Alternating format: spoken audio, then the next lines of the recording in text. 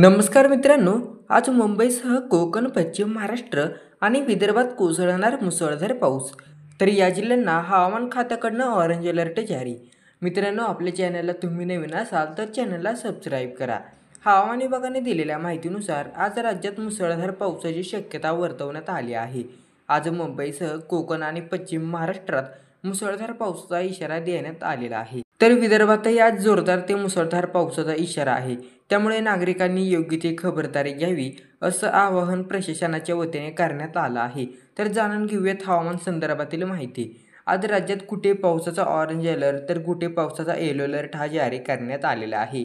आज कोकणातील रायगड आणि रत्नागिरी या 2 जिल्ह्यांना पावसाचा ऑरेंज अलर्ट जारी करण्यात आलेला आहे. तर पश्चिम महाराष्ट्रातील पुणे, सातारा आणि कोल्हापूर या जिल्ह्यांना पावसाचा ऑरेंज अलर्ट जारी करण्यात आला आहे.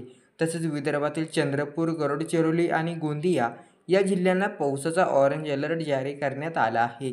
तसेच मुंबईसह ठाणे, सिंधुदुर्ग, यवतमाळ, नागपूर, वर्धा आणि भंडारा या जिल्ह्यांना पावसाचा येलो अलर्ट जारी करण्यात आलेला आहे.